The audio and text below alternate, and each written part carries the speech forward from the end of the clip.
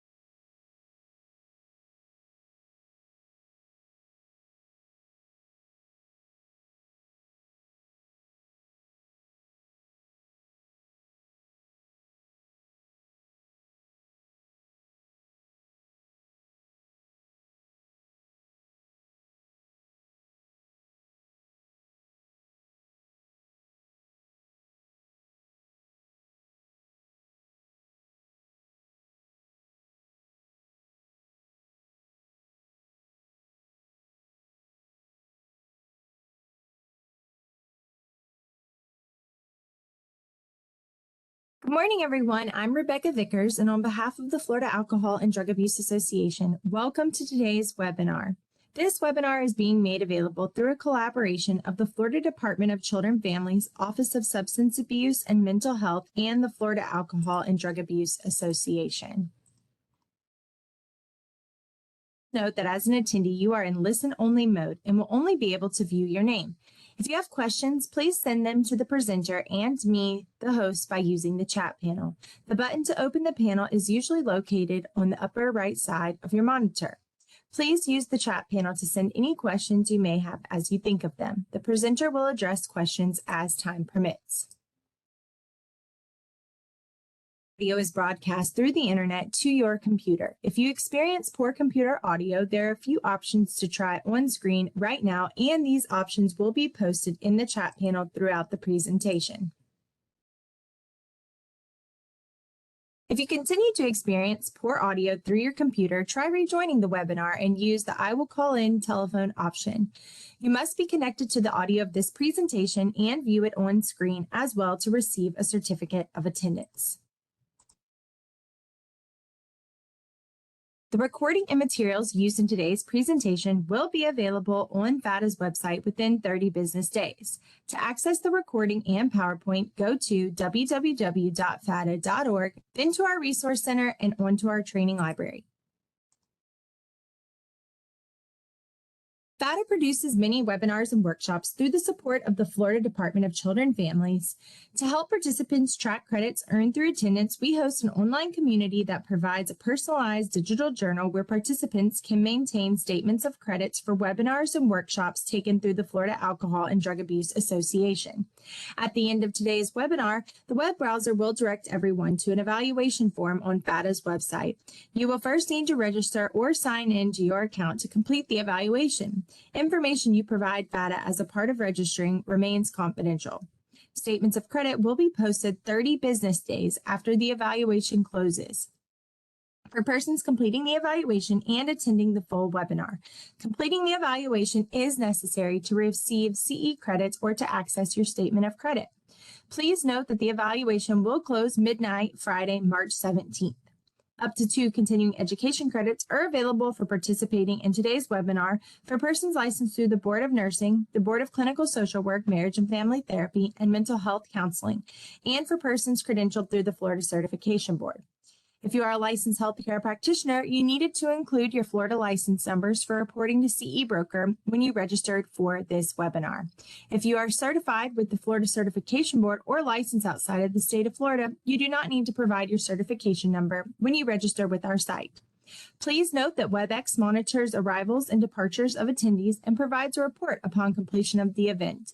We are not permitted to provide a certificate of attendance if you do not attend the entire webinar, and we are not permitted to provide partial CE credit. Now, I'd like to introduce our presenter for today, Dr. Julie Radlauer is a leading expert in the social connection and social support and uses her experience to create impact within communities, systems, organizations, and individuals. Her approach is collaborative, creative, and curious as she strives to educate utilizing unique avenues, including media, stage production, video production, podcasts, and writing. Her extensive experience in behavioral health, public health, and organizational development spans more than 25 years. She is a national expert in behavioral health, social support, and social connectedness, and uses this knowledge to further mental wellness. She is passionate about addressing behavioral health challenges through social support and speaks widely on the topic. And now I'll turn the presentation over to you, Julie. Thank you. Nice to not see everybody today. I wish we could see each other in person, but thank you so much for being here. Really looking forward to spending the next couple of hours with you talking about stigma in the behavioral health arena and how we can support the people that we're working with to better address their mental health needs.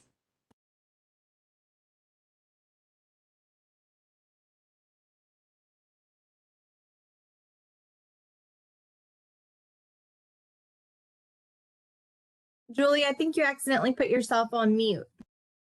Oh, thank you. Okay, so Becca, thank you, Beth. So Becca told you a little bit about me. I'll tell you just a little bit more. I am a licensed mental health counselor as well as a doctor of public health. I'm the CEO of an organization called Collectively, and I've been in the field for over 25 plus years in many different capacities in the behavioral health arena, from working as a case manager, as a therapist, a supervisor. I worked for the state as a monitor, a behavioral health specialist, and then as a director of community mental health for children's programs, and then a researcher as well as a consultant in the field. And so having these very different kind of scopes, if you will, allows me to offer support and training to people who are trying to learn a little bit more about the behavioral health space. I do a lot of training, coaching, and technical assistance, and here's my contact information. I think it's also at the end of the presentation as well.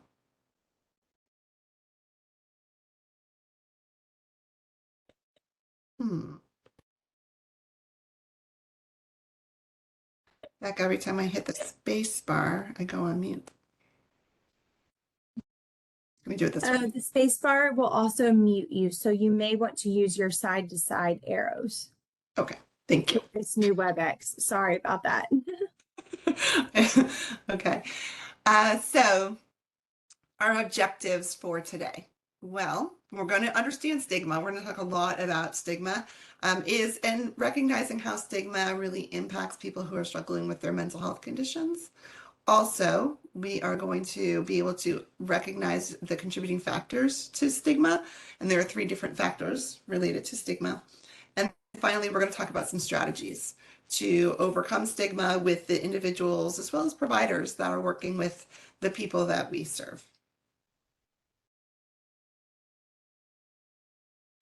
So let's start off. I always like to start off with just a little bit of grounding as to why we're here, why we're having this conversation in the first place. Well, according to SAMHSA, 50% of white Americans do not choose to access or do not have access to behavioral health services. That's people who are experiencing mental health conditions, but they choose not to get the help that they need. And you have to kind of wonder, well, why is that? And then additionally, almost 70% of Black and Brown Americans that are also experiencing mental health conditions do not choose to access or have access to the behavioral health services that they need. So you can see right there, there's an inequity between what white Americans compared to Black and Brown Americans, and we're going to talk a little bit about that. Also, stigma associated with mental health problems is very common in the Asian and Pacific Islander communities. And culturally, there's shaming related to mental health problems. That's kind of a cultural norm from that culture, which means that people don't seek services because, even though they have the need, because they're concerned about other members of their culture and how that will be perceived. And that's very common in all cultures, right? But it's particularly common in the Asian Pacific Islander. And then, not being able to talk about it means that, especially if you think about living in a rural community, you don't feel comfortable seeking help because everybody knows something about each other. And so that fear of other people finding out about your mental health condition tends to be a barrier to people seeking support. So that's just for us working in different populations. I think it's important for us to recognize that different populations respond to mental health in different ways. And we need to know a little bit about that to make sure that we can support people based on their culture and where they live and their upbringing, so that we can help them get the mental health needs that their mental health needs met in the way that makes sense for them. So we're going to watch a video that kind of talks about changing the language around mental health so that we can break stigma. Becca, would you like to give us a little support about our video watching? Okay, so just so everyone on knows, this is a new WebEx system, and so we are not able to share the video like we used to. So what's going to happen is there's going to be a link that comes up, and it says something along the lines of, to start your multimedia, you click here. and you'll need to click that. And then we're going to give each of y'all 10 minutes to watch the video, because obviously some people will have ads, some people won't. It just depends on what level of YouTube you have. So we will meet back here at 10:11. At 10:21 to start talking again. So it gives you time to watch the video. The video is about 8 minutes and 58 seconds.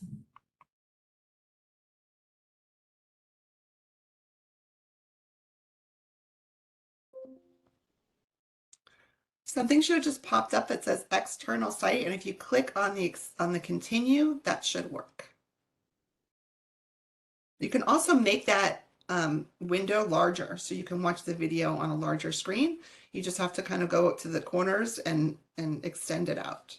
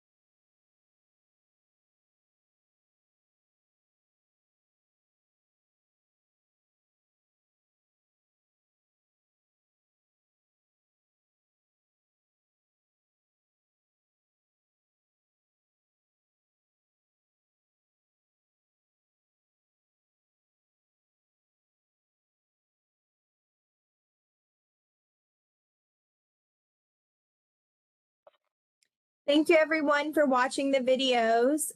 We are going to get started again, Julie, if you're ready. Absolutely.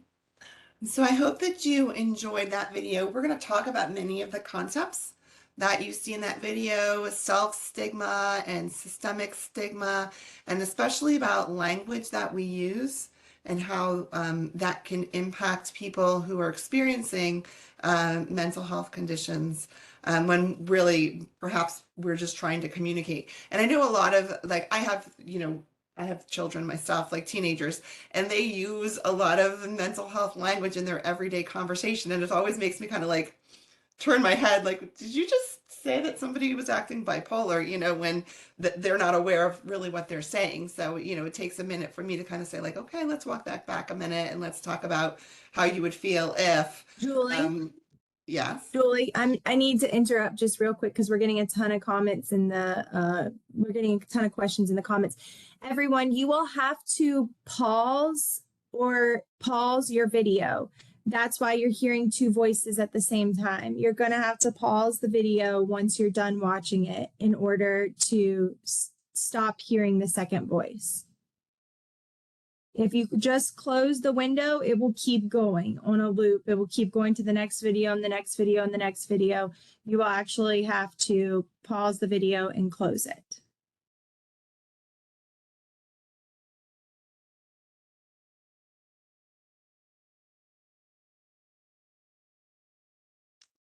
Okay. I think, Julie, we might have to skip over the next video. I'm not sure that this worked this time, but Okay. That's okay. you might have to give everyone a quick refresher on the video and some of the terms because it seems like a lot of the people weren't able to watch it. Okay. So, Okay. We can talk through it. No problem. Okay, so let me just tell you a little bit about what we just watched, just to kind of back up for a minute in case some people didn't have a chance to watch the video or weren't able to figure out how to do it.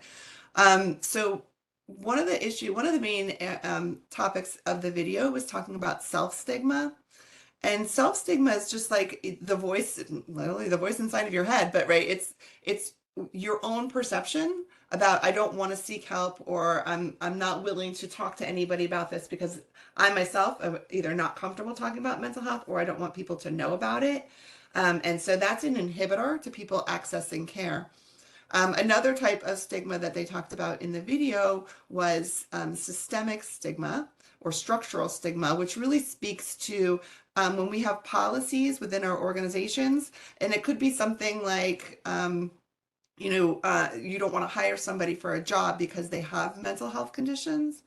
So that's, people's perception about how mental health is going to inhibit their ability to succeed and have access to employment. So that's another area. And then the language that they spoke about, and we're going to talk about this, the language issue that they really spent some time talking about was how when people use mental health language in everyday communication, how that impacts somebody who's experiencing mental health conditions because you could just be sitting there in the middle of a conversation and I might have a bipolar disorder and somebody's talking about how the way somebody acted was bipolar and how does that land on me? Like it makes me uncomfortable in that moment. So we want to make sure that we don't do that and that we help people who do use that kind of language not use that language in a very like casual way. And so we'll kind of talk through as we move forward. I'm going to ask you to put into the chat right now when I say the word mental health, what words come to mind? And I also want you to think about in terms of maybe your culture, like how does your culture describe mental health, or what's a word that people might use in your culture to talk about somebody with mental health conditions? And we'll just put that into the chat for a minute. I hear wellness, which is a lovely way to start.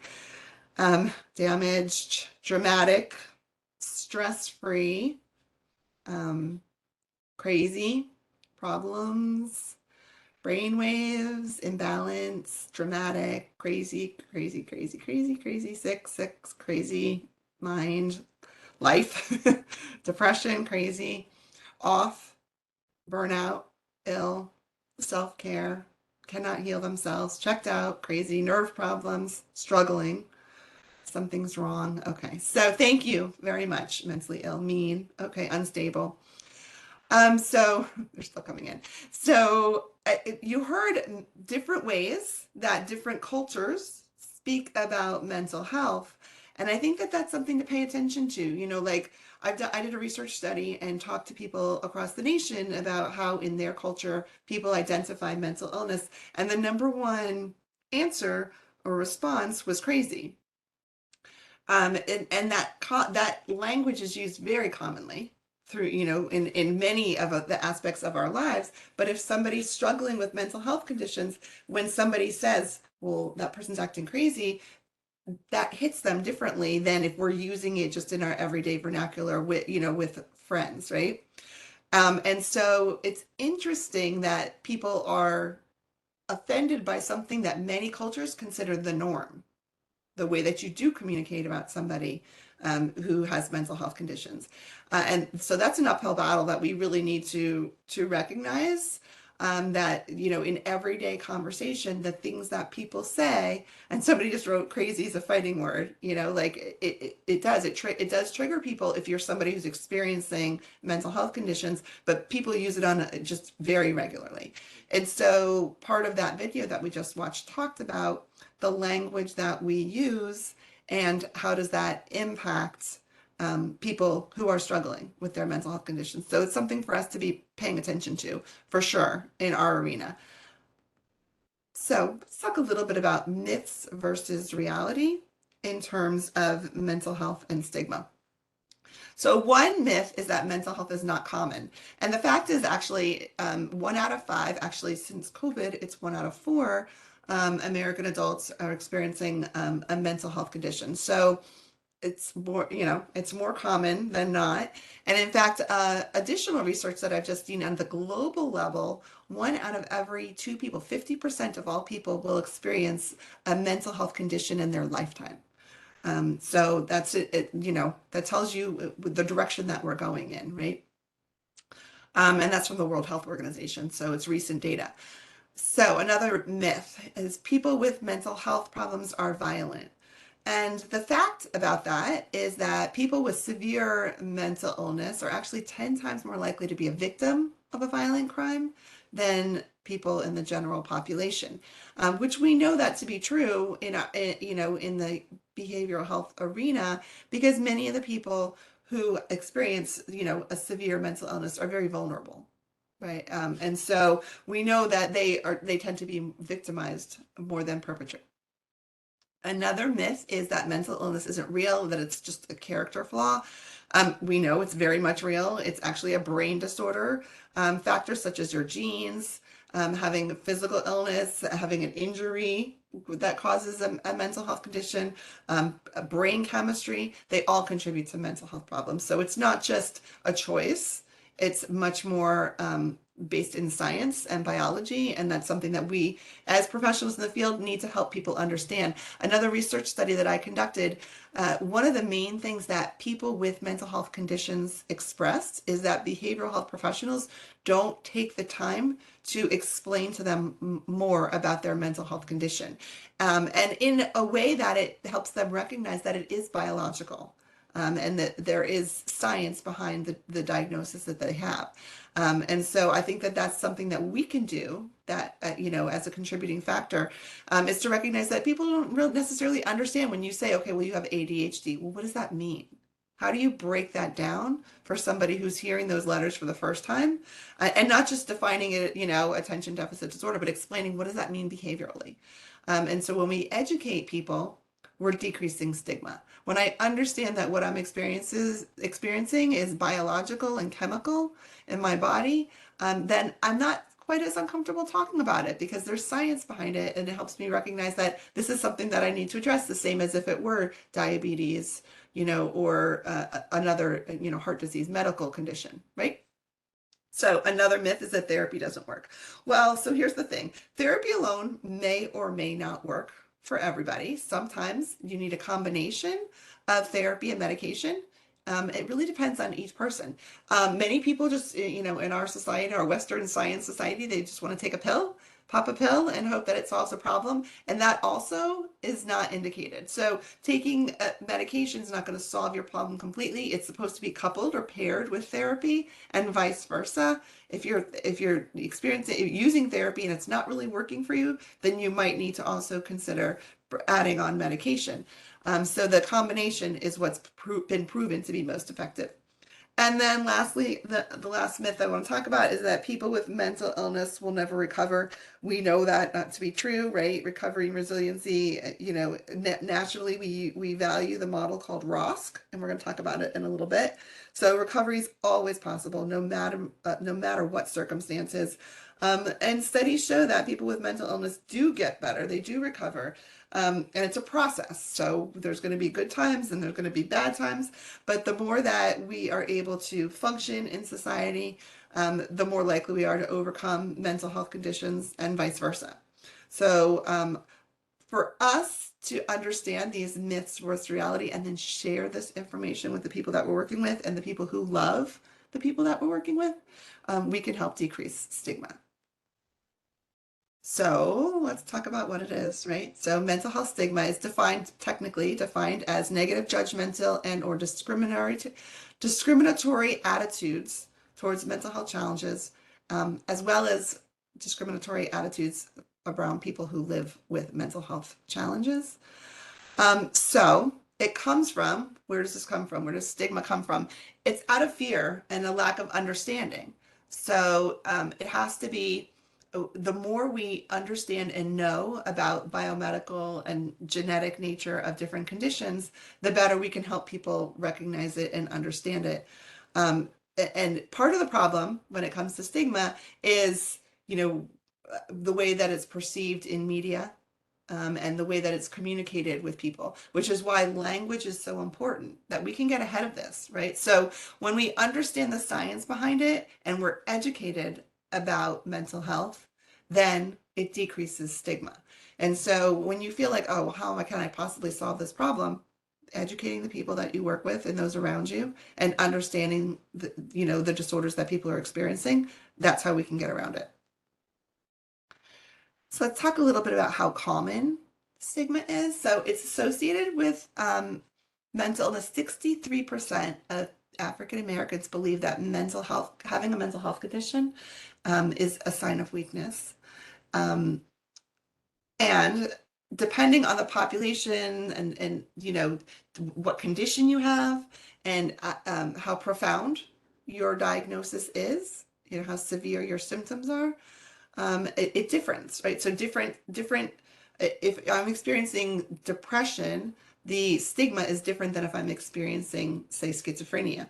So the prevalence of perceived stigma around somebody who's experiencing schizophrenia is 62.6%, right? And that's lower for somebody who's experiencing depression.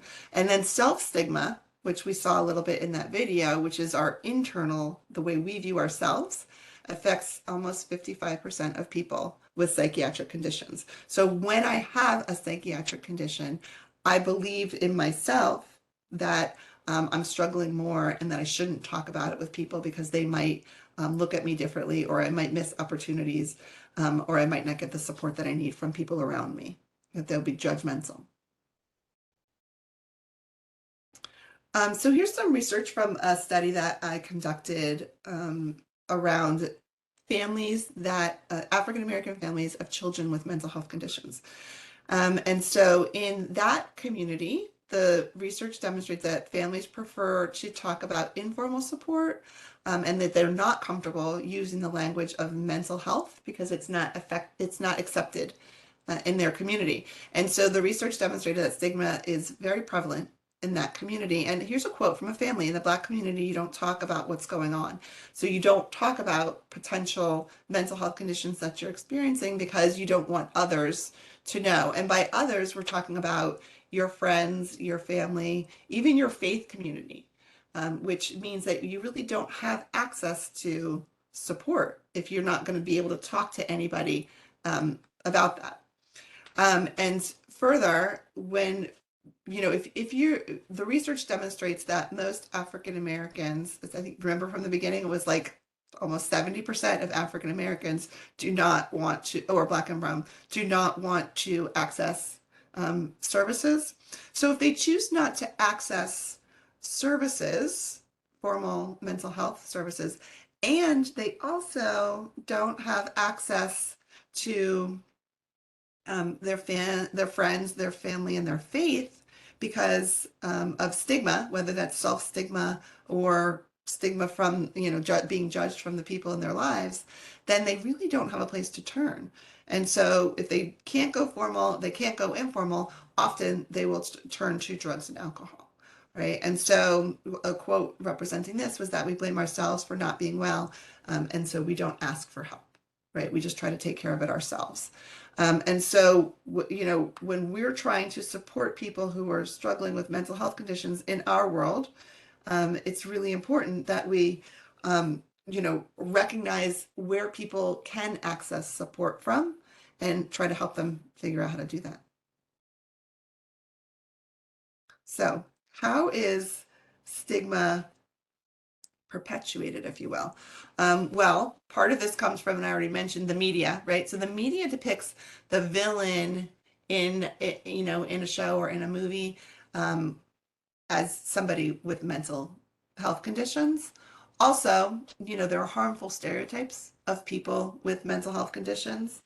And people believe that when you're experiencing a mental health issue, that you can just, try harder, get out of bed. If you're experiencing depression, just get out of bed. You're not trying hard enough, or you just need to snap out of it, or shake it off, right?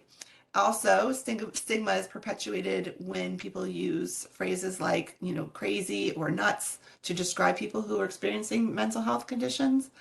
And even Halloween costumes depict people with mental illness as violent or dangerous.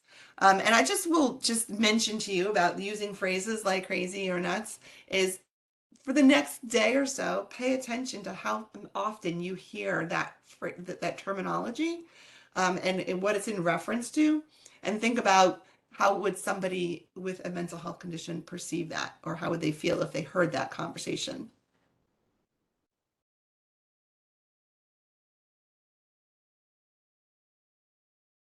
So I would like to share a story with you. So Trenton Psychiatric Hospital, they experienced a fire.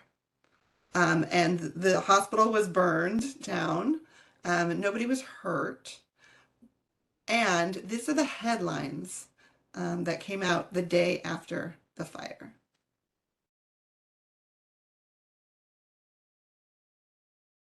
So let's talk about stigma.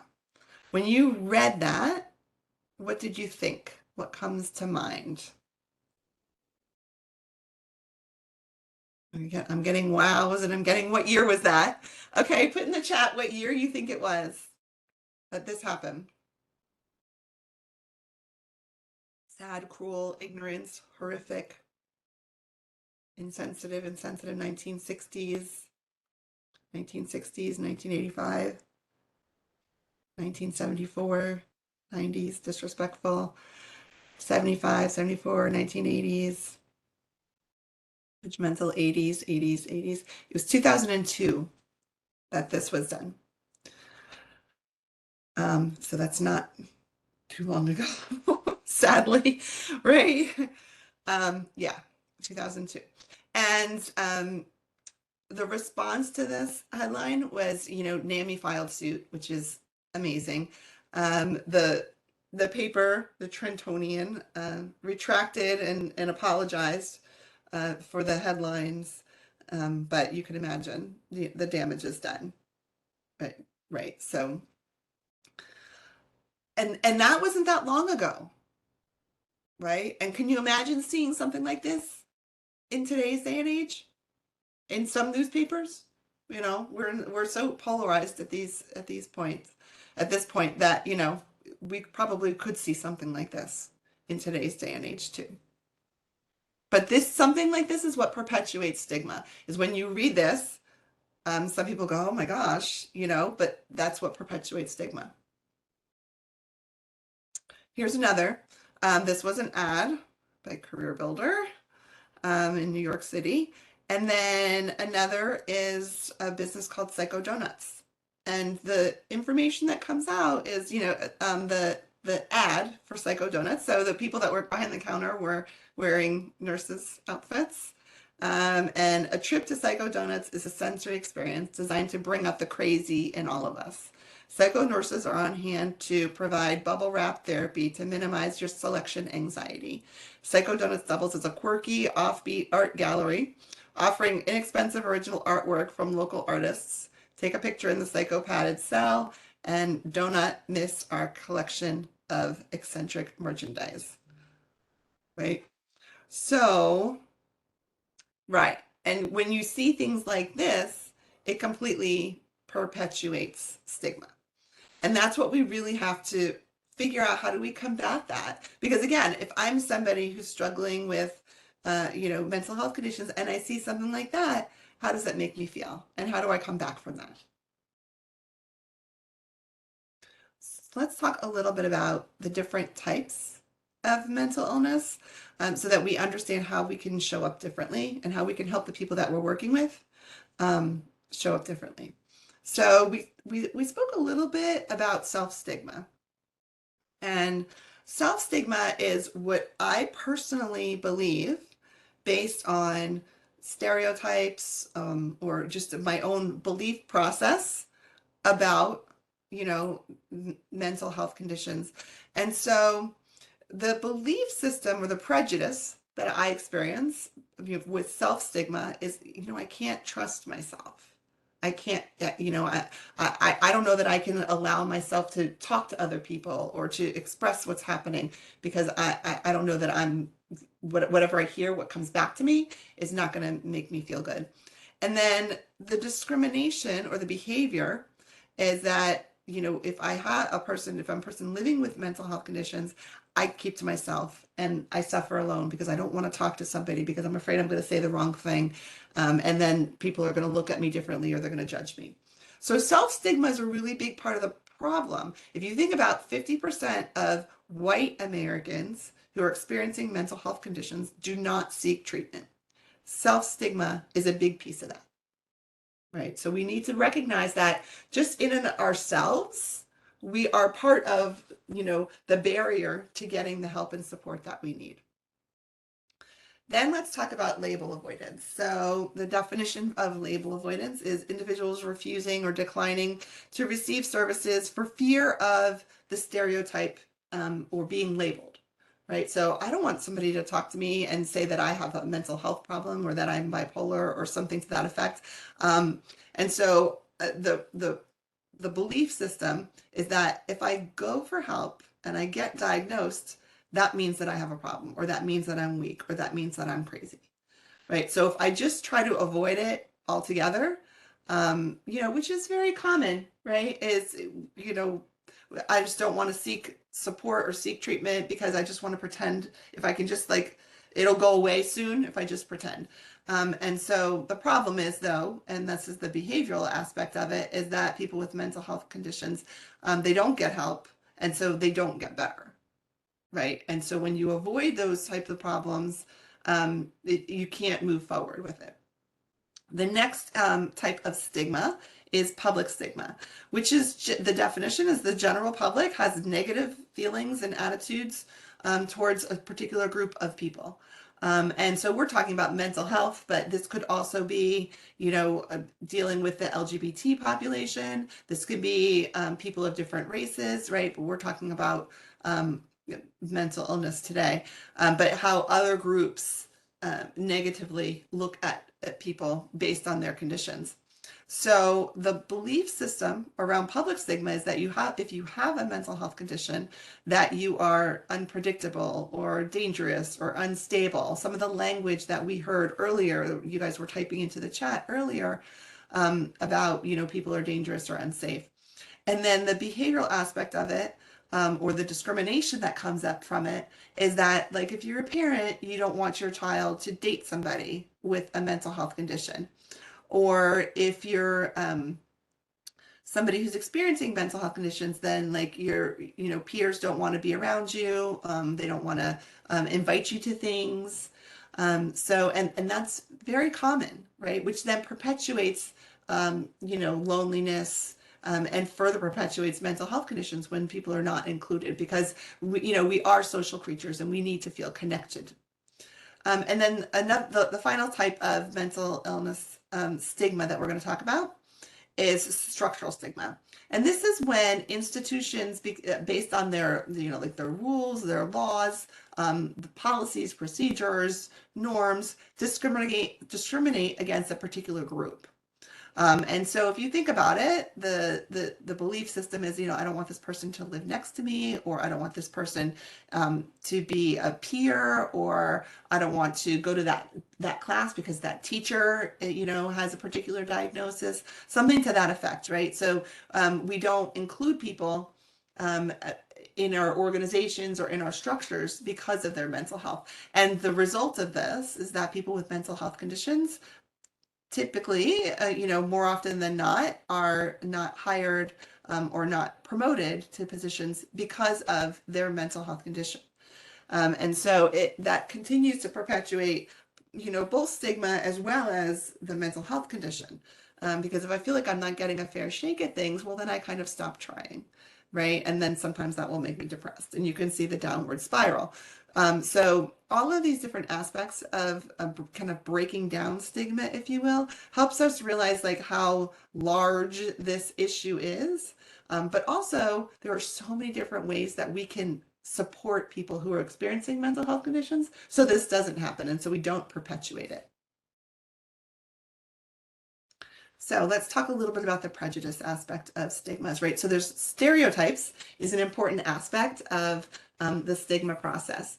Actually, there's 3 different components to stigma. One is stereotypes, one is the prejudice, and then the third is the discrimination. And so the stereotypes are like the social beliefs about a particular member or a group, right? The prejudice is the negative attitudes of individuals towards those members of their groups. And then the discrimination is like the behavioral consequence of the stereotypes and the prejudice. So what am I going to do about it? Or what do I not do about it? Right. And so often, unfortunately for us in our system, stigma is a major impediment to help seeking and delays people from receiving mental health treatment, which then impacts their long-term outcomes. Right. So over here, you see a common stereotype for people with mental health conditions is that they're dangerous, they are unpredictable or violent. And so the prejudice then is people are fearful of people with mental health conditions.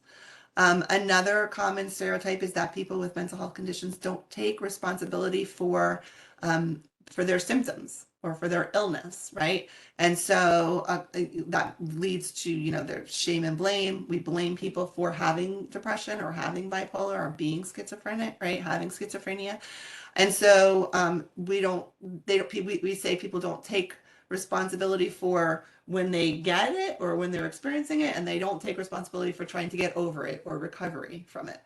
And so, the corresponding prejudice is anger. If you think about somebody who's experiencing substance use conditions, we blame and shame them.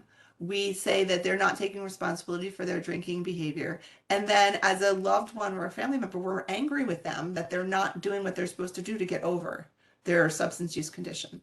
But we wouldn't say or act the same way about somebody who's experiencing, a heart condition or cancer. Right? But when it comes to mental health issues, we do. And then another common stereotype is that somebody with a mental health condition is incompetent. And the corresponding prejudice to that is that we pity them. Okay. So let's talk a little bit about some of the consequences of stigma, right? We know that stigma, one of the major consequences is discrimination. So stigma is one of the greatest barriers that people with mental health conditions have to achieving whatever goals they have. They have a difficult time, getting jobs and staying, working in jobs. There's often a refusal to hire people with mental health conditions. They tend to be in lower level jobs, and they have fewer opportunities for advancement if they're experiencing or expressing their mental health condition. They often, many people, I don't want to stereotype, but don't seek post-secondary education, college education, and many people with mental health conditions report social isolation. And so these are all, like discriminatory acts that people that occur to people who are experiencing mental health conditions that continue to perpetuate stigma. So we're going to do a little interaction for a minute. I want you to kind of like check your stigma. If you're comfortable putting it into the chat, that would be fantastic. So Eddie is a 22-year-old with a history of hospitalization for bipolar. He's stabilized on medication, and he's looking for housing and employment. How would you feel about Eddie moving next door to you? Go ahead and put that information into the chat. You're feeling like he'd be the ideal neighbor and I want him moving next door? Or some people are saying, fine, fine, fine, no problem, fine, fine. Love it. Love it. No issue. Okay. No issue. Fine, fine, fine. It's okay. Perfect. Good job. Okay. So now let's do this one. No issues. Fine. Would you give him the keys to your house? Ask him to feed your cats while you're away for the weekend? How are we feeling about that? No, no, no, nope, nope, nope, no, no, no, no. No, no, no, no, no, no. Okay, so that's a little bit more. I would welcome him into the neighborhood, but I don't want him in my house. I wouldn't give the keys to anybody. If he were a close friend, then yes, I would, right? Okay, so some yes, some no's. Okay, what about the last one? Okay, oh wait, I would let him feed my cat, no problem. Yes, that would be okay. Okay, last question. Would you want Eddie to be watching your children while you run to the store? Let's see. I feel comfortable. No, no, no, no. Exclamation point. No, probably not. No, probably not. No, no, no. No, I don't know him. No. Probably not. Depends on the age of the kids, maybe. Depends how well I know him. Yeah. Okay, so that changes things a little bit, right? When we're thinking about, our children. I wouldn't let many people watch my children, so no. Okay, that's it, that's a different story too, right? And it depends on our relationship. Okay.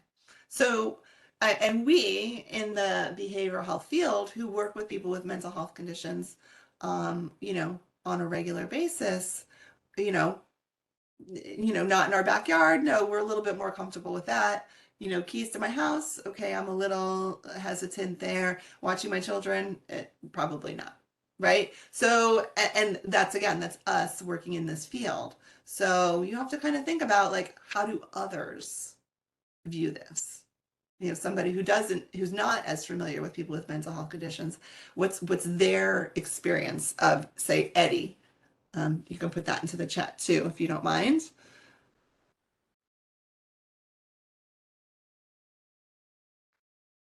What do you think other people who don't work in the field would think about having Eddie fearful? Right, right. And that's where that stigma comes from, which remember that comes from lack of education, right? And so part of our role as being professionals in the field, if we want to decrease the stigma, that means we need to be talking about it with people because I'm seeing in the chat, they're scared, they're uncomfortable. Depends if he's managing his bipolar, afraid, unable to predict his behaviors, fear, most likely fear.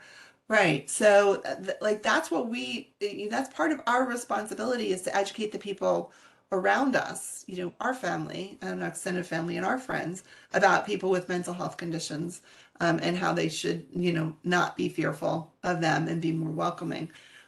Right. So but it's not easy. It's definitely, a challenging road when we think about moving forward in that way. Thank you very much for being so participatory in the chat. Okay, so let's talk a little bit about desired social distance from people with schizophrenia. You notice that actually we're going in the wrong direction, right? You notice that, that these days, which is, that this is 1990 compared to 2011, we're actually more fearful of and want further social distance, more desired social distance from people with schizophrenia these days than we did in the past. And a lot of that, if we think about like, well, why is that? What information do we have now that we didn't have back then? Um, exactly, social media, right? I'm seeing it in the chat. Social media and the depiction of all that. So again, that becomes our responsibility. That like, how do we educate people about somebody who's experiencing schizophrenia and how they can be more supportive? I have an intern who is absolutely brilliant, and I've been working with her for a couple of years. I started working with her when she became a freshman in college, and I'm kidding you not. She is like the most prolific academic writer that I've ever experienced as, a 19-year-old. And herself is experiencing first episode psychosis, and, which happens often when kids are in college or young adults are in college. And she's being diagnosed with schizophrenia right now. And I'm seeing it happen to her, and she's still brilliant.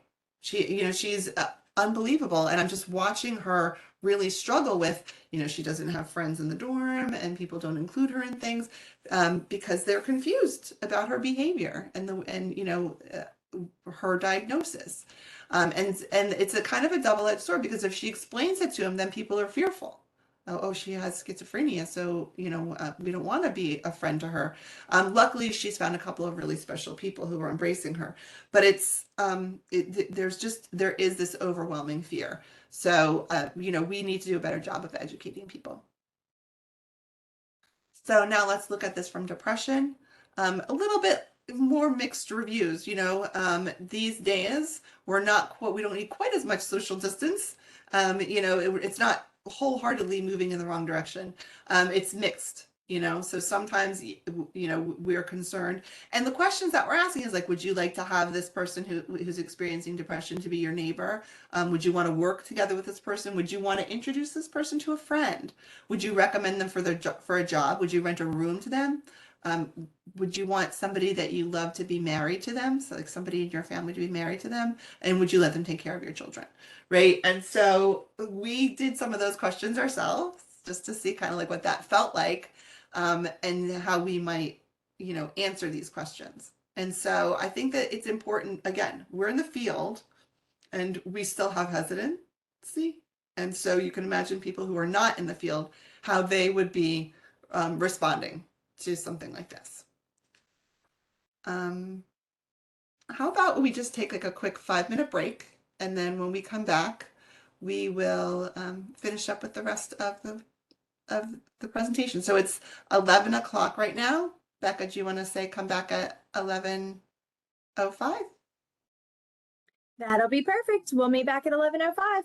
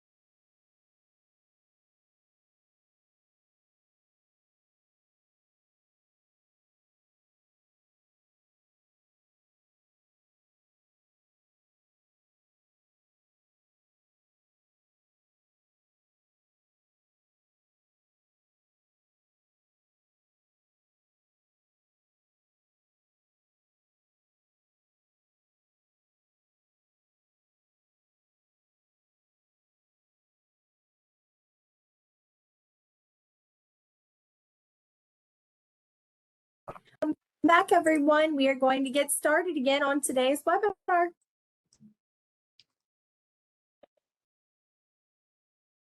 You had a nice little break.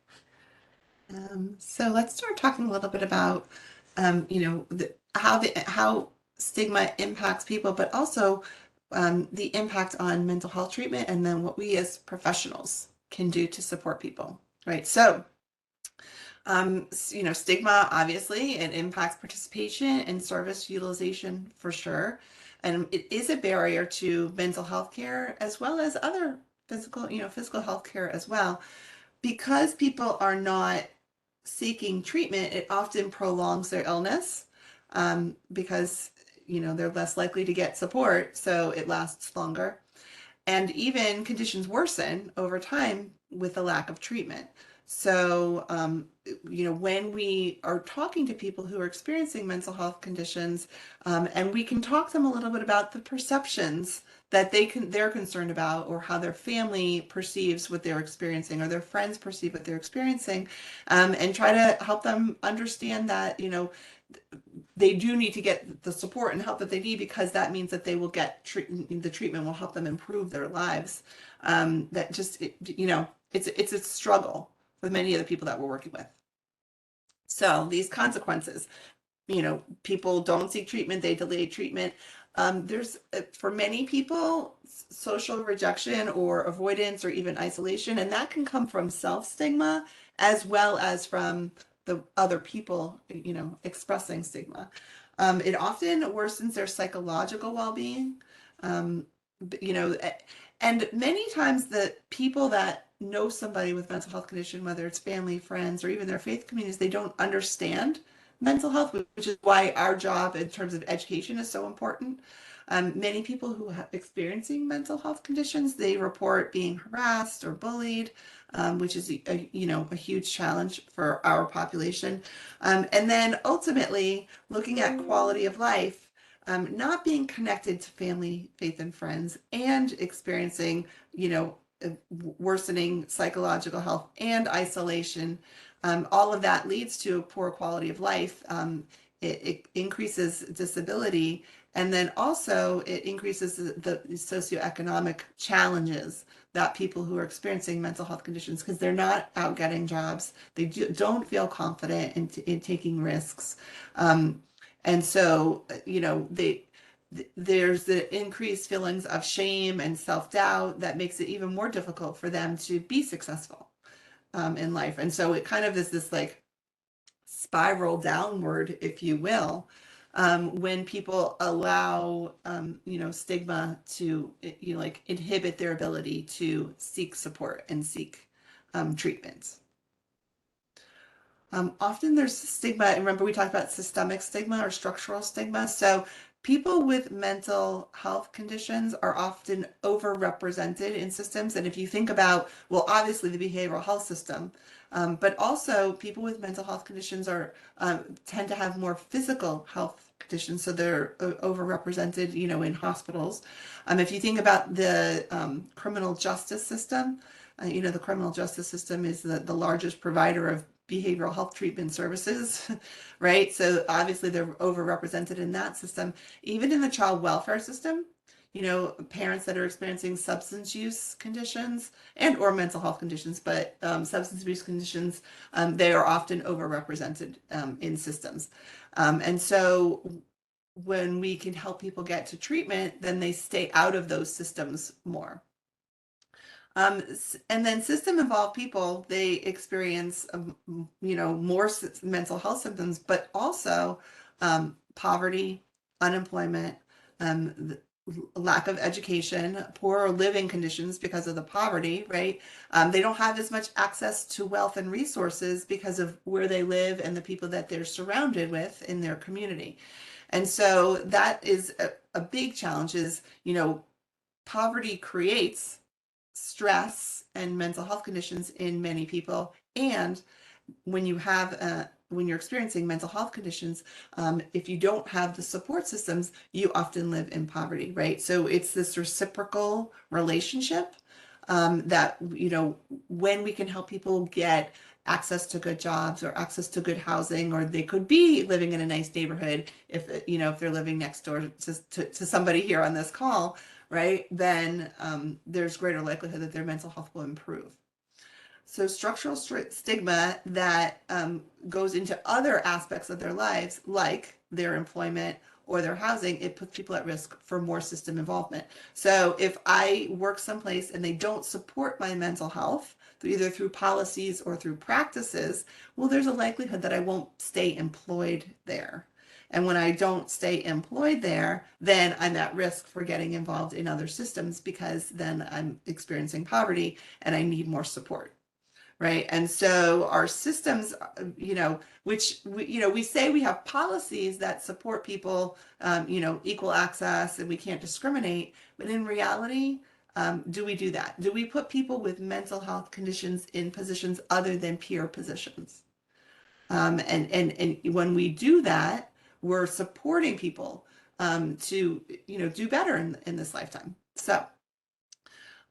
Even system professionals, we have beliefs about mental illness and how it can affect policies and practices. We think we don't do it. We think that, working in our field, that we don't discriminate, against anybody. And again, I ask you, how many of your peers do you know that are diagnosed with a mental health condition versus somebody who's in a peer role?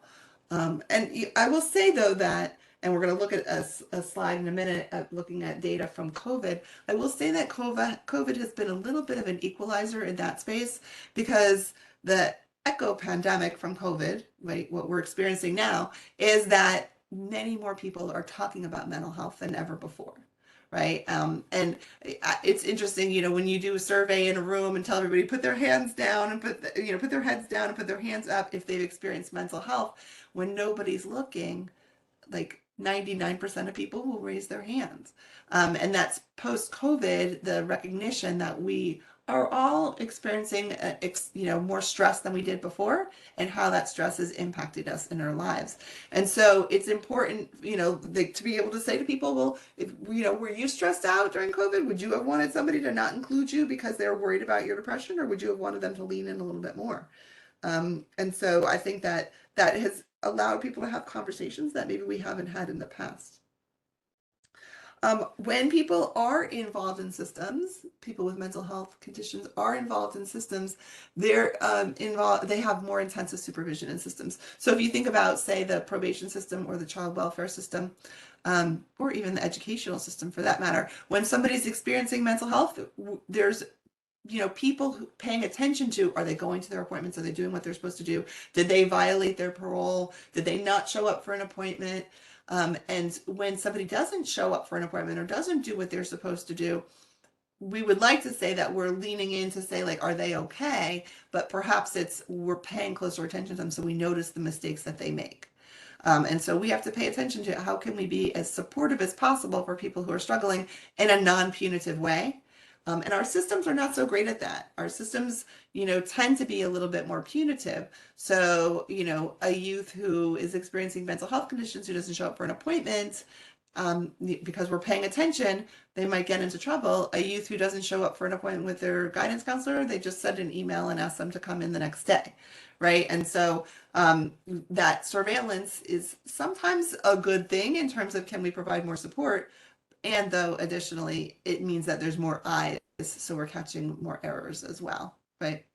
And then the presence of mental illness impacts the way that professionals treat clients. So that's not talking about the professional's mental illness, that's talking about the client's mental illness or mental health conditions. And so when we know that somebody's experiencing mental health conditions, how do we show up differently for them? Do we lean in or do we lean out?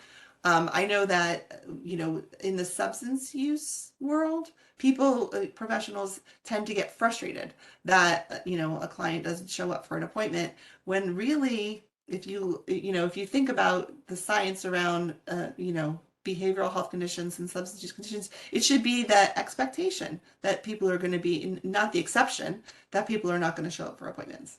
Right. And so we have to pay attention to that and recognize, how does that play a part in the work that we do with people every day?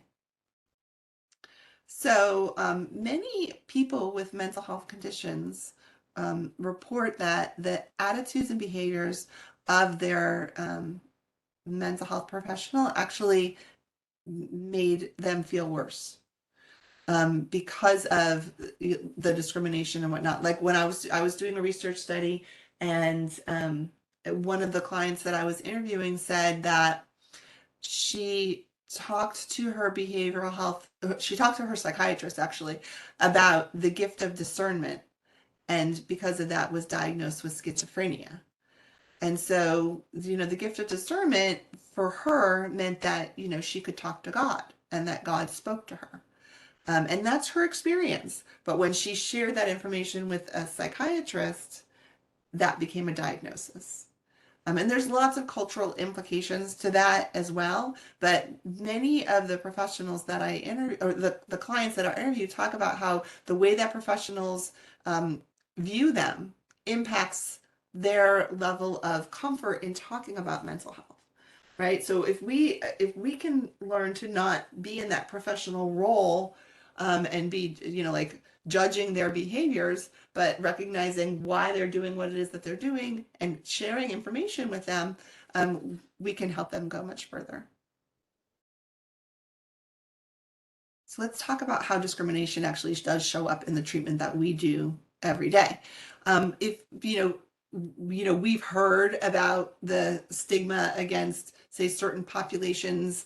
There was a research study around do African Americans report more physical ailments, and it was absolutely unfounded and not true. But many professionals think that African Americans, Black and Brown people are drug seeking, right? And so because of that, often symptoms are ignored or rejected because they think that there's this drug seeking behavior, which is entirely, stigma related, is the perception of a psychiatrist or a therapist that a particular population, the entire population, is drug seeking. And we actually saw, I don't know if you're familiar with somebody named Susan Moore, Dr. Susan Moore. She was a medical doctor who she passed away during COVID, and she went on social media because she was at the hospital asking for medical attention, and they accused her of seeking drugs because she went to more than one hospital, because she didn't get treatment at the first hospital, so she went to a second hospital. And she actually ended up dying because the professionals, the doctors, were not taking her seriously and didn't give her the medication that she needed.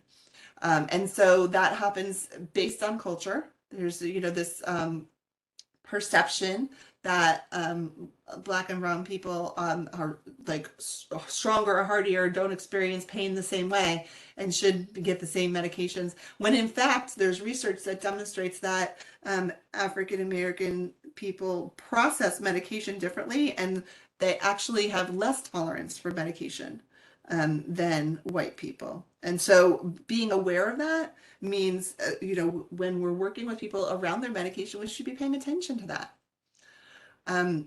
Another is failure to educate people on their illness and their medication or their side effects. And we already spoke a little bit about that. That's really important because, again, when we can ground our work in science and help people understand and recognize this is not a choice that they're experiencing, this is actually a condition in their body and their brains, then and join with them on that, then we can help them share with others, right? The people in their lives that are important to them. Using legal leverage and coercion to gain treatment compliance. If you think about the systems in which we work, particularly the probation system and the child welfare system, we court order people to treatment services that we know that if they're not motivated and they don't choose to participate, they're not going to be successful. But they are court ordered to those services because we want them to act a certain way in society. And so, oftentimes that surveillance, if you will, is what gets people deeper and deeper into systems. And it even has greater impact when it does things like, have their children removed or have them go to jail for a mental health condition, for the way that they're acting in public when it's not a danger to other people. And so that's an important aspect of recognizing that when we force people to do things, that it actually is discriminatory, because unless somebody's ready to make a change, they're not going to, right? Um, Another way that discrimination shows up in treatment is tolerating routine application of dehumanizing practices. And this would be something like, in a severe way, seclusion and restraint, right? You're not acting the way that I want you to act. I'm going to put you into restraints. It could be, just even somebody coming through the front door and how they're greeted at the front door, by, the person at the front desk. And so how do we stop that type of behavior? Well, that comes down to training, right? So the people that are greeting clients as they walk in the front door, um, those employees, they need to be trained in how to address people with mental health conditions, and how to talk to people, with mental health conditions, because sitting in the lobby or waiting for your appointment, sometimes, for an hour or 2 hours, would we do that in our own, if I were going to the doctor, would I be okay with sitting someplace for 2 hours? Now, I actually did have a doctor that he was the slowest doctor ever. And every time I went there, I would go with a stack of papers and just know I was going to be there for a couple of hours. I went to him once a year. But it was by choice that I knew that that's what he was, what it was going to be like. But expecting the people that we're working with to just sit around, and wait for somebody to come out, that doesn't make you feel good. That's not helpful and productive for them in their lives. And so we need to think about our processes and our policies and our procedures, and how that impacts people who have mental health conditions. Excluding people from, their treatment process, saying that somebody, oh, they won't understand what we're talking about anyway. Or something to that effect. I'm not going to include them in this meeting, because we won't be able to get through the meeting. All the things that the professionals have to say, we won't be able to get through the meeting. Nothing about people without people. We shouldn't be having meetings about people without them sitting at the table.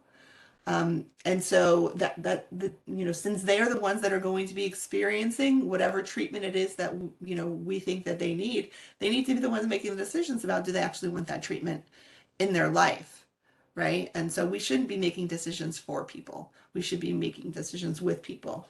And so all of these are ways that stigma often shows up, as discrimination in treatment practices in our world as professionals. I think we're not going to watch this video. Am I correct, Becca? I think it was too complicated last time, so we'll just kind of skip through this. But you do have the links, and I've seen some of the chats going back and forth. So you will have the PowerPoint, and you'll be able to watch this. It's just like a 2-minute video, and really what it talks about is people that are experiencing mental health conditions. You can see the tape that's across her mouth says bulimia. Sometimes the tape says depression, and they just talk a little bit about how they are more than the diagnosis that they're given. And so if we could help people identify their strengths and recognize their strengths, that we can help them feel better about whatever mental health condition or substance use condition they might be experiencing at the time. And so you can watch this video afterwards. So let's talk a little bit, and we're gonna type into the chat now. Oh, thank you, Eric, for putting the video in the chat, so you can watch that video after. Let's talk a little bit about, how to address stigma, or our feelings about whether we agree or disagree or are unsure.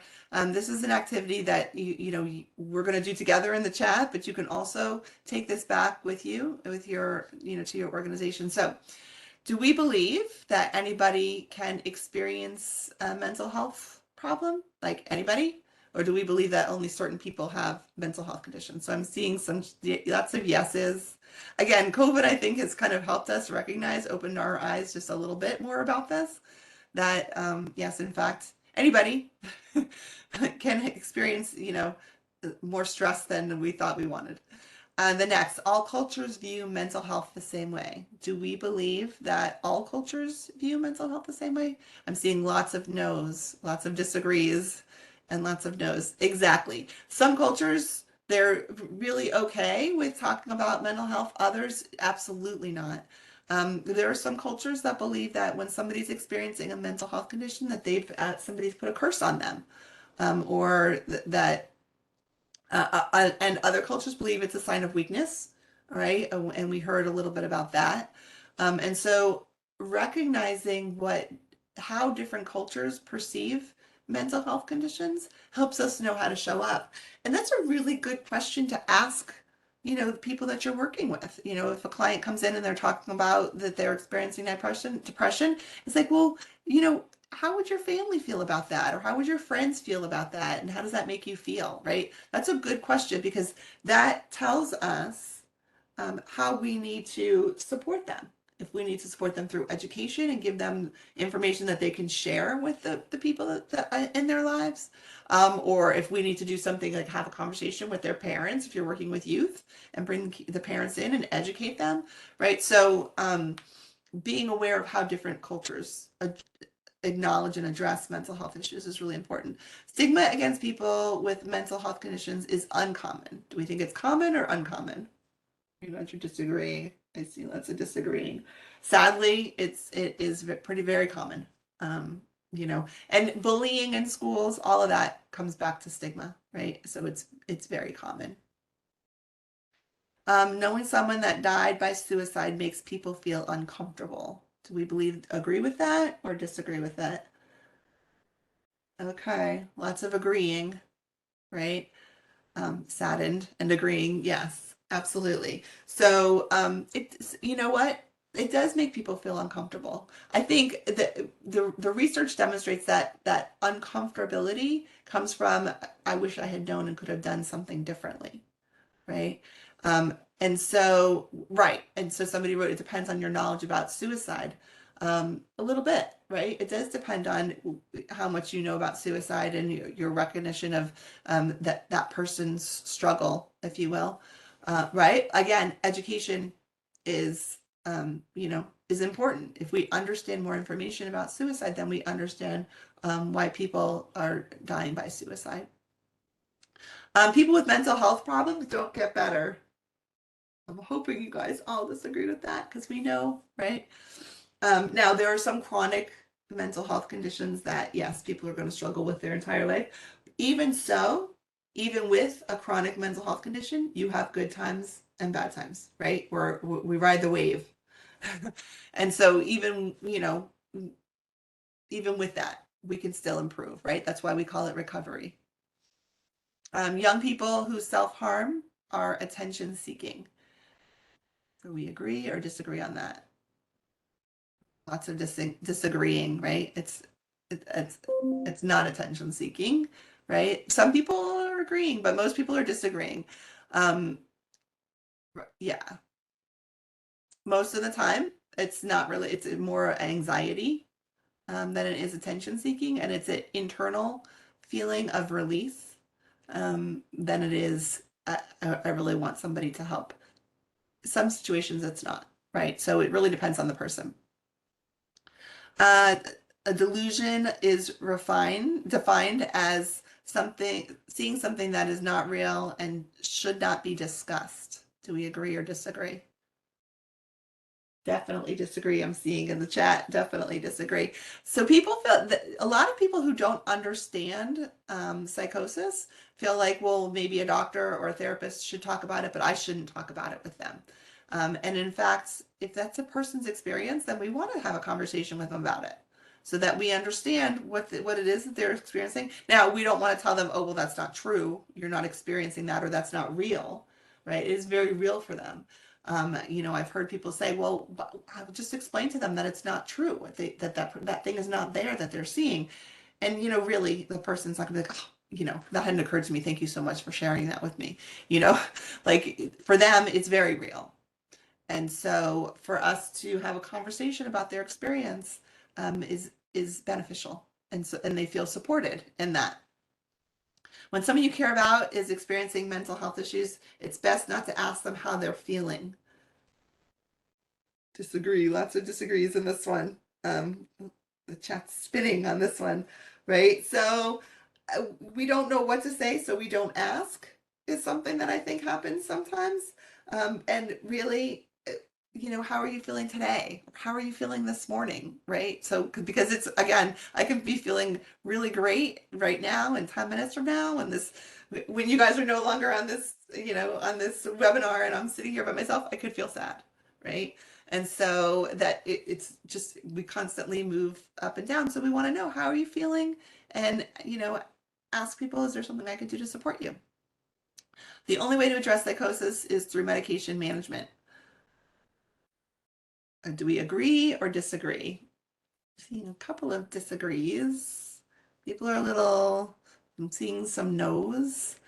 Yeah, the people are a little unsure about this. So we live in US, which is, we buy into Western medicine, and we buy into the medical model.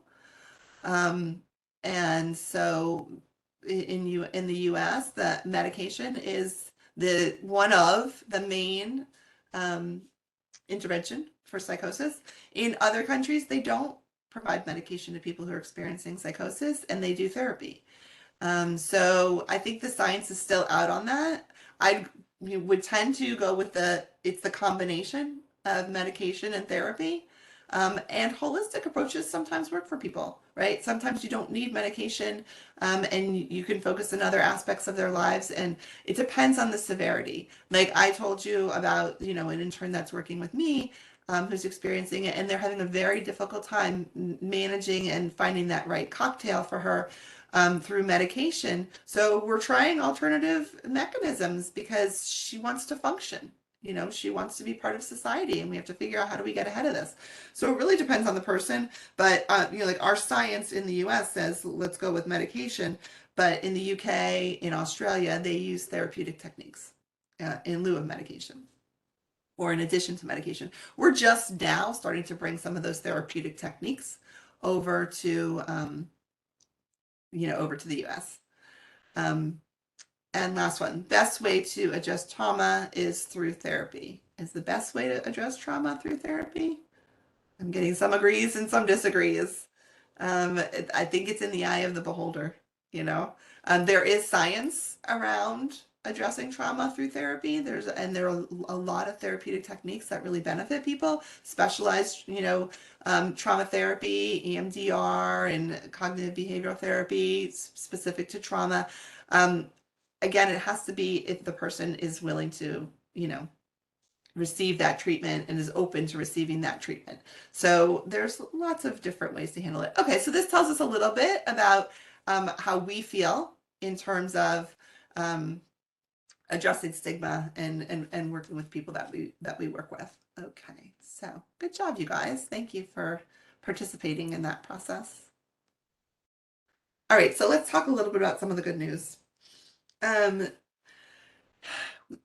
This talks about how people are willing to access mental health support through the generations. And so we'll start down on the bottom, which is the silent generation, which is, the very elderly population.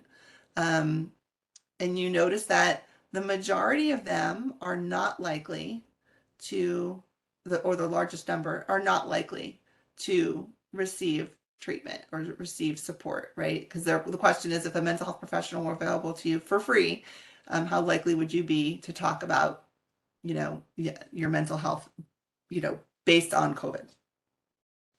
And so the majority, when you look at those numbers, they seem to be moving up a little bit. Like the baby boomers, they're a little bit more willing to receive treatment.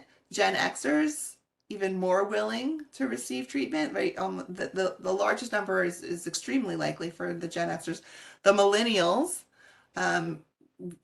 they're overall moving in the right direction, right? A little bit less than the Gen Xers, but they're, if you look at the combination of the extremely likely and the likely, we're moving in the right direction. And then our Gen Zers seem to be very much willing to receive support. So that's a good sign, right? Because if more people are willing to receive support, then that means that they're more comfortable talking about it, right? And that's really what we want. We want people to have more conversations about it. I don't know about you guys, and I don't know if it's just, my social media feed these days, but it's like everybody and their mother is talking about mental health, which is a beautiful thing, right? That it's just part of like our everyday conversation and vernacular these days. So, I mean, that's great in terms of talking about and figuring out how do we address stigma um, in our world, right? And so we're much more likely to be able to have conversations with Gen Zs and millennials around stigma than we are with baby boomers and the silent generation, you know, the very elderly population that we're dealing with right now. And so for our purposes, when people come into our, you know, into care, these are the conversations that we need to be having in terms of educating people about mental health and about how they can decrease their stigma. So what can we do? Well, we have to recognize that 1 in 4, five, it says 4 or 5 people experiencing mental health. Um, Identify mental health resources and support groups for people. And we're going to talk about some examples of some of those. Um, Advocate for getting them involved in support, in treatment, and promote therapy to help people identify and maybe even change some of those negative thoughts that often play a role in self-stigma. In every interaction with clients, you should be asking them how they're feeling about the way that they're experiencing their mental health. Are they feeling that they can talk to people about it? Are they feeling supportive around it? Or are they feeling isolated? If somebody's feeling isolated around their mental health, they might be experiencing self-stigma, and we want to work with them on that, right? We want to work with them on getting out there a little bit and feeling more comfortable, because that self-stigma is what inhibits people from getting the treatment that they need. What else can we do? Educate people about the realities of mental illness and debunk those myths. Remember, we talked about some of those myths earlier on. Talk to family members and friends about mental illness. And, you know, when you're in a space where somebody says something disparaging, you're crazy, you're nuts, something to that effect, try to educate them about it. I know that it's like you're kind of like you know, the fun, like you zap all the fun out of something when you turn it into a life lesson. But the more that we help people recognize that, the better off we are. I do that with my kids all the time, and they're like, "Oh, mom," but then I hear them saying it with their friends. So I know that they're hearing what I say, and then they're trying to educate others. So even if you get a little flack for it, it's a beautiful thing when you see it being perpetuated. And also, what we can do is kind of really embody and use those ROSC, recovery oriented systems of care principles, to decrease stigma. So, we're going to talk about that for a minute. So, recovery oriented systems of care, or ROSC, as you may have heard, is something that should be part of, if you have contracts with the Department of Children and Families, it's part of, you know, what their expectation is for how we work with the people that we work with. And so understanding ROSC helps us recognize how we were decreasing stigma in every aspect of the work that we do. So ROSC promotes the integration and mobilizes resources, right? So the people that are around us and the people that are around the clients that we're working with and are comfortable and open and talking about mental health, that will improve their recovery. Okay. Also, we want to make sure that when we're working with the people that we're working with and they have family, that we're bringing the family in and talking to the family about their mental health needs. That's really important, because the clients might say, "Oh yeah, I'm telling my mom, I'm telling my wife, I'm telling, you know, whoever," but if the family's not hearing it directly from you, they're hearing the client's perception of what you're saying, and you want to educate the family as much as possible so they're hearing it directly from you.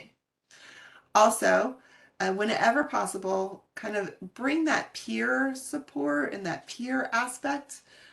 Talking about how, do you have a support system? No, let me get you connected to peers. If you do, let's talk about how we can get your friends involved or your peers involved in this process, so that they understand mental health as well. We want to value partnership and transparency. So nothing about people without people. We don't make decisions about people without them. And if they ask us questions, we're going to be open and honest about what we recognize about them or their behaviors. Looking for alternative ways to only providing formal services. So we're looking at their whole self. right? Their whole life, not just the hour then when they're in therapy. A big part of the work that I do is around social support and social connections and making sure that the people that we're working with have those connections in their lives, because those connections, we spend an hour with people, once a week. Those connections spend time with the people that we're working with daily, hopefully daily, right? And so we need to make sure that they understand the mental health conditions of the people that they live with or that they love are experiencing. Which leads me to creating mechanisms for sustained support. The more support that people have around them, the better their mental health is going to be. And so it's our responsibility to pull those people into treatment and ask them and educate them about ways that they can support the people that they're working with. Also, recovery-oriented systems of care talks about using data, which we did, right? But also using data to talk about the people that we're working with. So are they achieving their treatment goals? Did they were going to, stop using marijuana 3 times per week? Did they do that? Paying attention to those numbers so that we can say, yes, the person's moving in the right direction and they're recovering nicely, and being able to support them in that process. Promoting hope. And I think if you're working with somebody who's experiencing mental health conditions and they're very isolated, they don't have a lot of hope. So getting them connected to others and getting them out there doing things with other people and involved in group activities gives them a sense of hope, and explaining to them that what you're experiencing right now is just that. It's what you're experiencing right now, right? But it's going to get better. It always does. We're on this roller coaster thing called life. And so there's hope that soon you'll be feeling a little bit better. And then everything that we do is paying attention to doing things in a strength-based manner.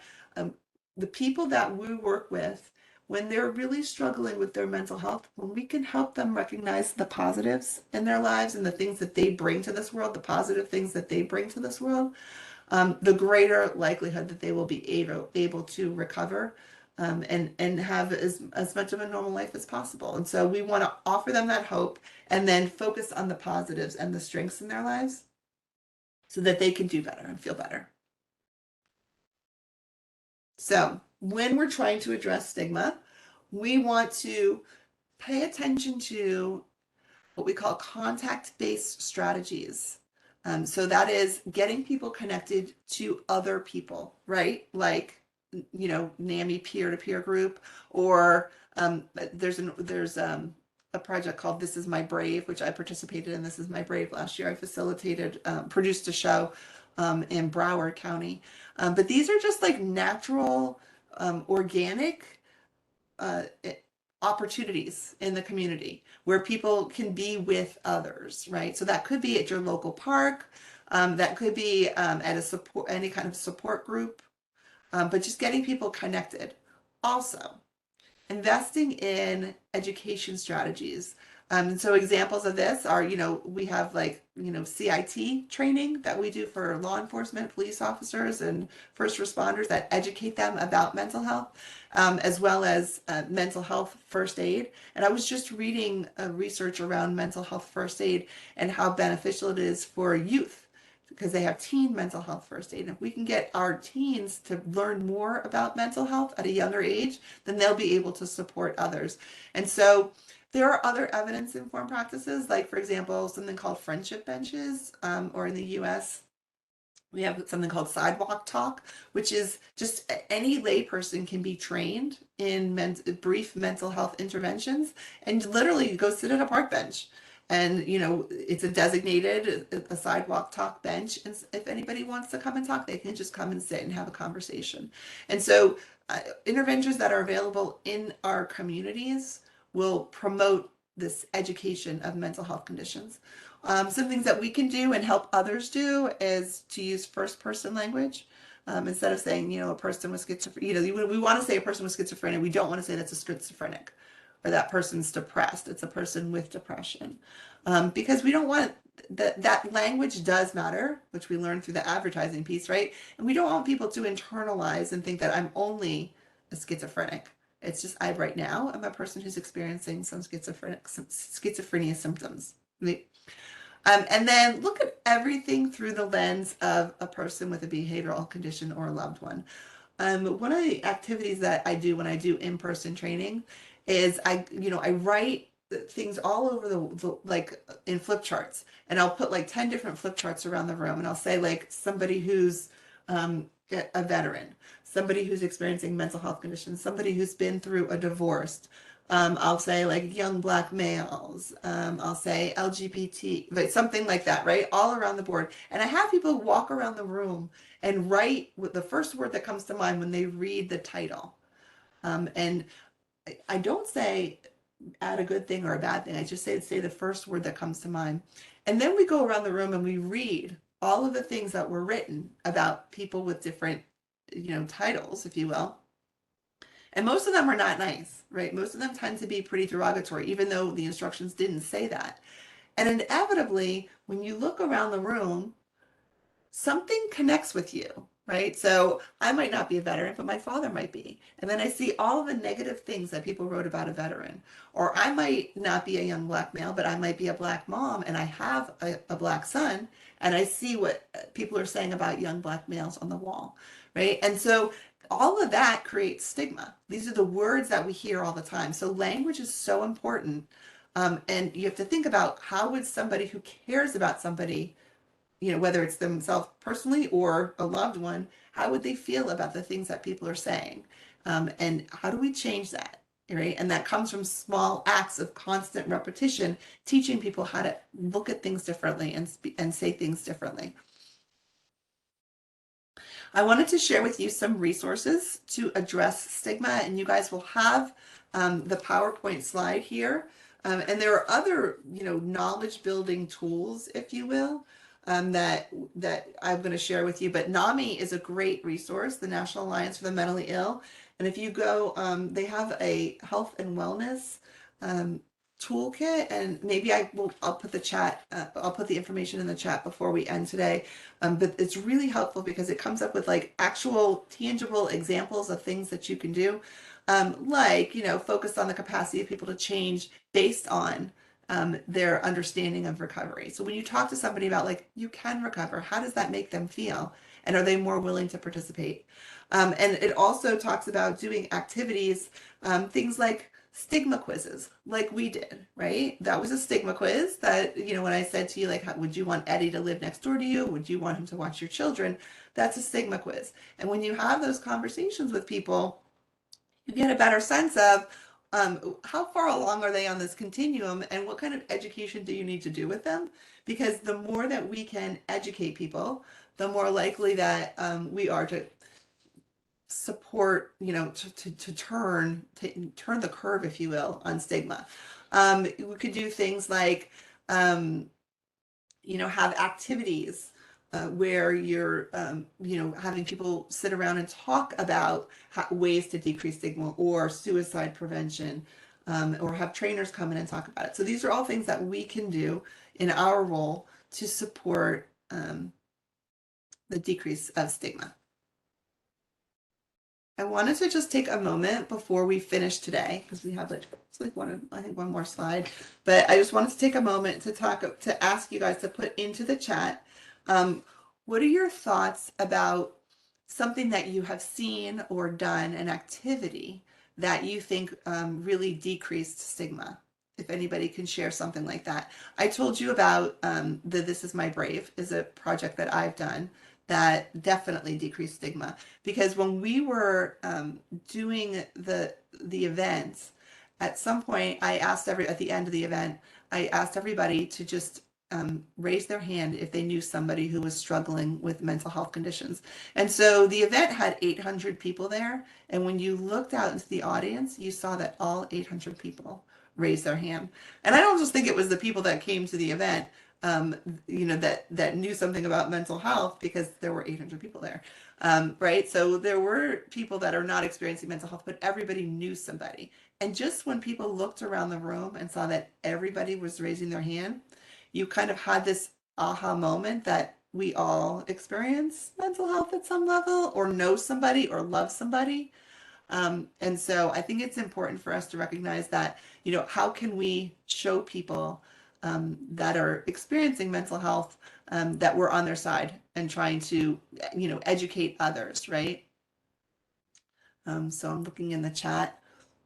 That's impactful. So then NAMI connection support groups is something, um, when you hear somebody say something that is, could be said in a different way, is to kind of stand up and object to what's being said. Not saying like, oh, well, Julie, has depression. You shouldn't say that in front of her. That wouldn't be helpful. But definitely, calling somebody on and saying, well, that's not a nice way to say it. How could we use a different language around that? Or how would you feel? Just like a little, right, a nice little gentle correction. How would you feel if somebody said that about you? Let's see. You guys are putting good suggestions in here. The chat's moving so quickly, I can't read them. Let's see. Different parenting styles. So just teaching people about parenting styles, regardless whether it has something to do with stigma or not. Okay, talking about a particular population, like talking about girls and just like talking about self-esteem with girls. Not necessarily about mental health, but just about, girls in general or the population, right? So incorporating self-esteem and affirmations, that's nice. So the strength-based language that we talk about, you guys are putting great suggestions in here. Let's see, presentation about mental health stigma, and how church can address it. And I will say something about the faith-based organizations, and I don't want to say pre-COVID, but many faith-based organizations, there was a push and pull when it comes to mental health. And many pastors, though, practice support or treatment, though they're not mental health counselors, they provide supportive counseling. And though I think with COVID, there, first of all, the capacity of one person to support everybody in their, in the congregation was not possible. And also so many people were struggling that there's definitely more of a connection between faith-based communities and mental health, and people are talking about it much more.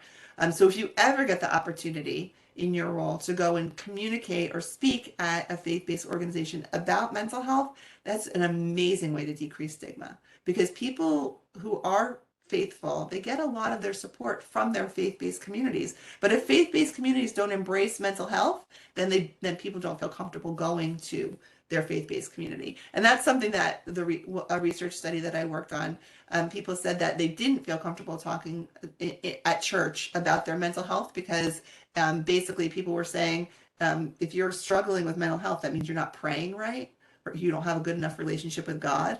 And so people with mental health conditions felt very judged by their faith-based community. But once you have conversations and pastors are talking about mental health, then people feel much more comfortable talking about it. So I would strongly encourage you to, share your knowledge with the masses, if you will, so that more people can be talking about mental health. Okay.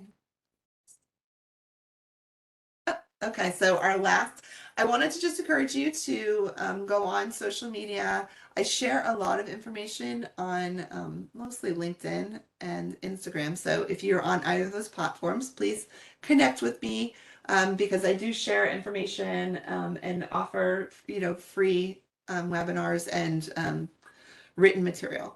So the best way to get it is through there. And so that's all that I have. I also wanted to share with you, well, you'll get the PowerPoint. So there are a couple of slides of resources and references. And I think that's it. Does anybody have any thoughts?